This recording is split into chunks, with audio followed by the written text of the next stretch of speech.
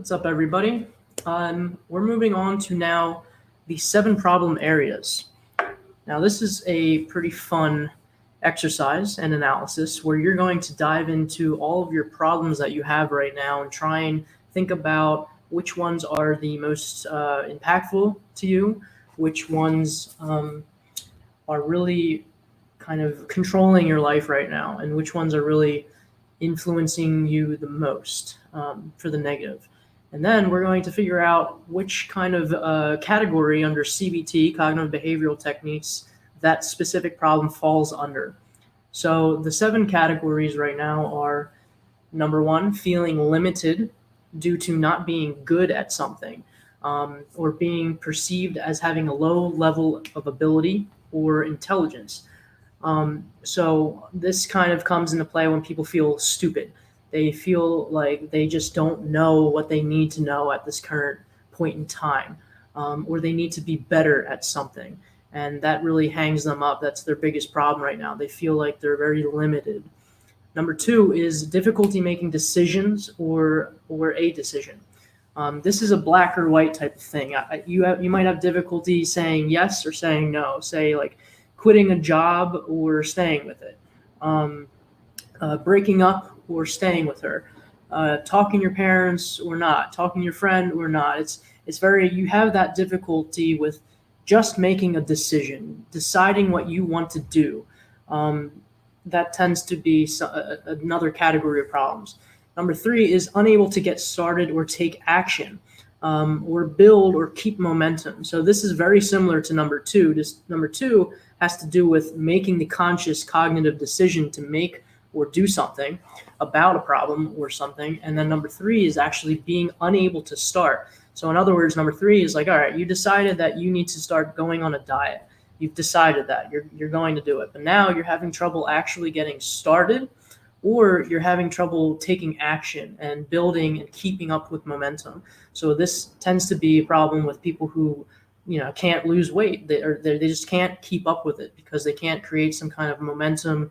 They can't create good habits. They have a lot of difficulty keeping up with the new habit they're trying to establish, even though they've decided that they wanted to do something. Number 4 is having extreme fear or resistance or panic. This has a lot to do with, being terrified. So again, you could go back to that losing a job thing or quitting a job. Somebody might be very, very afraid. So it's not that they can't make the decision. It's just that fear is so overwhelming that they're terrified to even do anything about it. You could be terrified for having other things like not even trying to believe in yourself, right? People tend to get afraid of actually succeeding, believe it or not, because succeeding means to change. So it could be a very generalized fear that's holding you back from changing at all, not necessarily just making a decision, but just even moving towards the intention of changing. So rate that again. Well, I'll go back to it, but I'm just going to discuss these current problems. Number 5 is self-sabotage or procrastination. So it's when you're basically trying to, you got to do something, you've made the decision, you're about to do it, maybe you even start doing it, but then you decide, okay, you're going to do something else, or you completely put your mind on something else, or you basically set it up so that you're going to fail. It's a lot of procrastination. It's putting on the TV while you're trying to read a book, or it's not eating too much chips and guac and whatever when you're trying to get on a diet. It's basically the opposite of what you want to do, and then you self-sabotage, make yourself feel worse about it. Number 6 is negative self-talk and limiting thinking beliefs. This is when you're constantly telling yourself that you're stupid, that you're worthless, that you can't do anything, you're incapable, you're not loved.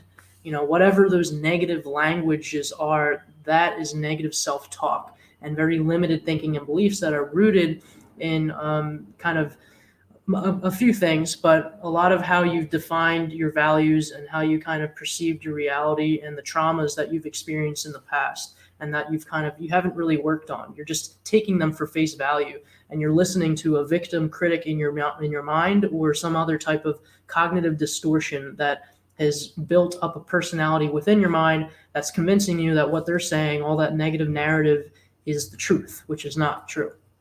And then number 7 is having too much stress, feeling overwhelmed, having obsessive thinking, and feeling like you're out of control. This can also associate with anxiety, just general anxiety.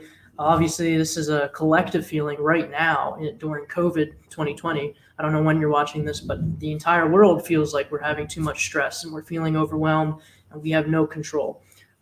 So that is definitely a category of issues. So again, just to sum it all up, these are 7 categories of the most typical problems that cognitive behavioral techniques addresses. Now, for this exercise, I want you to kind of go through your problems in your mind and think about where they rank, from 1 being the least problematic and 7 being the most problematic in your life right now.